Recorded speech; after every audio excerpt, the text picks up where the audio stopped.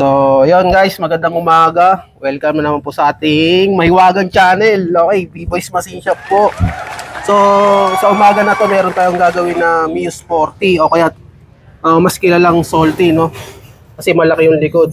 So, ang issue na ito, center stand na naman. Okay, walang katapusan ng center stand. So, pakita na natin. Dito.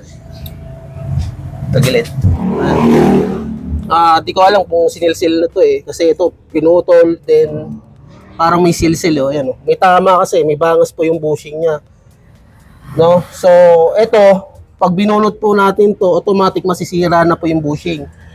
So, dapat pwede pa yan eh. Okay pa dapat yan. So, sa mga nagtatangka, wala nang problema sa mag-DIY. Wala nang masama sa pag-DIY. Pero dapat, pag hindi nyo na kaya, huwag nyo na pilitin. Dali nyo na sa mas marunong. Okay?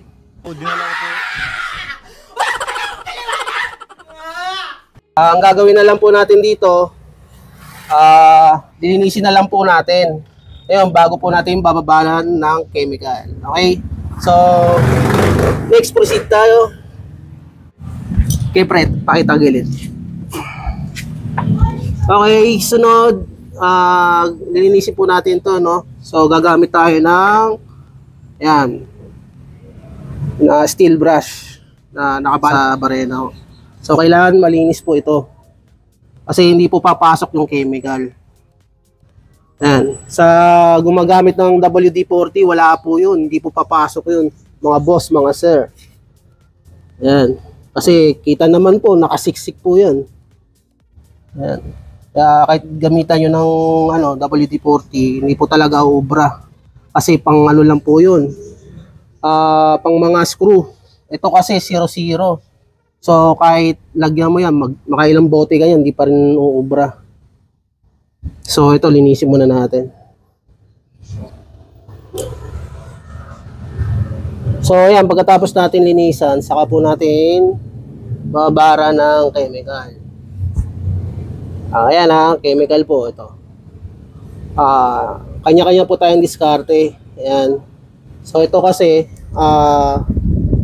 kagandahan po dito sa chemical na ina-apply natin sa bakal. Pag ina-apply mo siya ng ganyan, pansinin nyo. Ayan, bumubula siya, di ba? Hindi po kagaya sa WD-40 na pag ina-apply po, sa una lang po siya bumubula. So ito, hanggat may kalawang, hindi po siya titigil kakabula para lang mailabas po yung dumi o tinatawag na kalawang. Okay.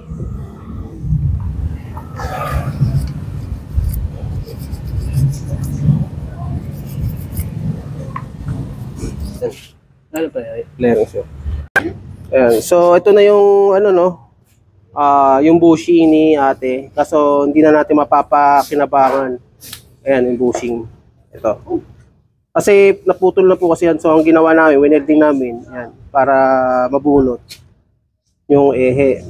Ayan. So, ito, nagbibigay tayo ng isang bushing.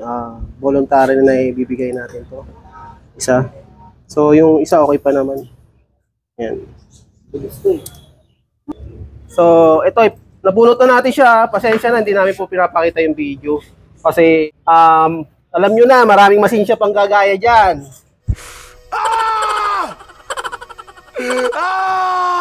Ayan.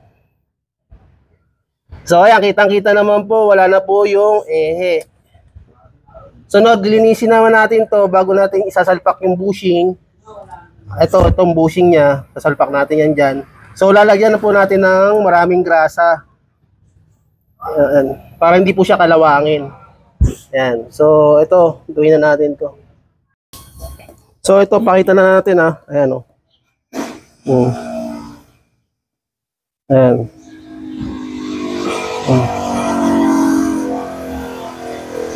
Tanggal na ba rin?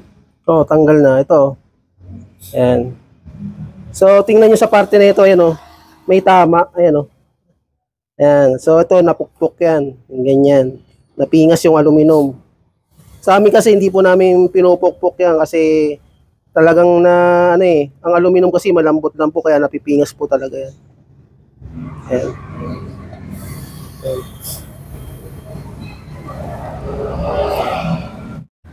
So ito may pamalit si ate na center stand. Ayan. So ito, pamalit natin center stand, hang. Ayan. Itong hang na to, original to na hang. Ang ano lang nito ay is chrome plated. Ibig sabihin, pagka natanggal na yung kulay niya na chrome, kinakalawang po. Pero magandang klase po siya kasi same lang po siya nung tibay nung stock. Yun po yung ano niya. Ayan, same lang po nung stock. Ayan. Standard po yung size niya. Hindi po kagaya nung pag bumili kayo ng ibang ano, center stand na ganito, walang pangalan. Tapos dito po kasi hindi po pantay yung bushing niya. So ito sa hang, ayan, pantay po yan. Ayan.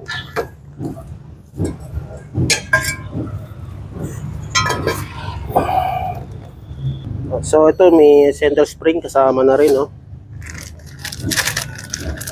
May lock na rin kasama to, te. Okay. Ayan, ito ehe original. Ito sa mga gusto magkabit ng stock pa rin. Advice ko lang, kapag magkakabit kayo nito, maglagay po kayo ng grasa. Ayan. Kasi hindi nyo napapansin pagka walang grasa, kinakalawang po yan. So ito po kasi tinatawag na ordinary lang po talaga to. Kung papansin niyo parang naka-galvanize lang siya. Siyempre, kaka-center stand mo, napupudpud din yan. Ngayon, pag pinasok ng tubig yan, madaling kapitan ng kalawang. So, ang maintenance nito sa paglilinis, kapag may grasa, every 6 months, yan, pwede nyo na i-check yan. So, pwede nyo isabay sa change oil, palinis nyo na rin ito. Yan. So, ito si ate may circlip na rin nabili. Ayan. Bali, ang nawala po sa kanya ay isang washer. Walang washer na kasama. So, bibigyan na lang po natin sa atin ng washer. Okay. Yan, kabit na natin. Okay, paitan na po natin. Naikabit na po natin ang center stand. Ayan. Ayan. Tingnan nyo maigi, pwedeng tingnan, bawal hawakan. Ayan. Ayan. So, ito may grasa na to. Ayan, kung titingnan nyo, ayan, may kulay blue siya na grasa. Yan. Kapag maglalagay kayo ng grasa, high temp po. Wag po yung grasang ordinary. Pag high temp kasi, kahit mainit siya or may tubig, tatalbog lang po yun. So, hindi po agad-agad matatanggal. Yun lang po. So, ito okay na. So, center stand na natin. Okay, pa-center stand. Ayan. Yun o. Yun o. Napakaangas.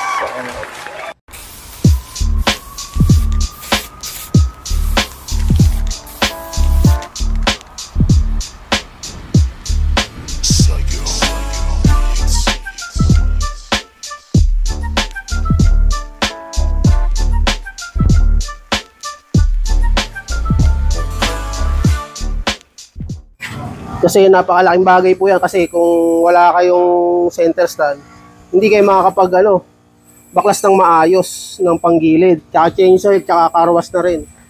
So, ito, napakalaking bagay po talaga. So, ito okay na to. Okay, guys.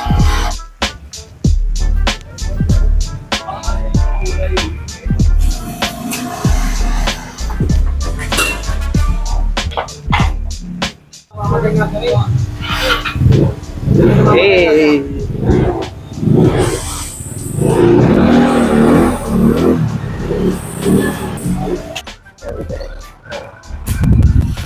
So, meron tayong sticker na bibigay kay ate. Yan na ng sticker siya ate. Ayan. Palatandaan po na sinira po natin yung motor niya. Joke lang. Ayan, te. Ayan. So, pa-rates naman kung ano ba, 1 to 10 kung pasado ba, ano ba? 10, syempre. Ayaw hindi naman po yung scripted, te. Baka scripted. So, ayan, di scripted, ayan. Sa mga yung malalayong lugar, yung mga nakapanood na itong video na to, hindi ko naman kayo ini-encourage na magpagawa sa akin. Okay? Hindi ko naman kayo ini-encourage kung magpapagawa kayo sa akin o hindi. Pinakita ko lang sa inyo na kaya po namin tanggalin yung center stand, yung ehe na hindi na binababa yung makina para makalis po sa gastos. Siyempre, baba makina yan eh. Lahat po ng machine shop, ganun po ginagawa nila. Kahit mekaniko, ganun din po ginagawa nila. Pero dito sa B-Boys Machine Shop, hindi na po namin kailangan ibaba yung makina. Nung dahil lang po sa center stand, kailangan pa ba ibaba? Di ba, hindi na dapat. So, yun. Nakita naman ni ate yan. Taga-saan pa si ate? Ayan, ano po yung parting Tanay? Lampas na Antipolo. Ayan, shoutout kay ate. Ayan. So, ito, ate, okay na po. Ayan. Ayan, maraming salamat. Ayan. So, goods na to, goods. Okay na. Ayan. Ingat. Sura siya, no? Ganda rin, no?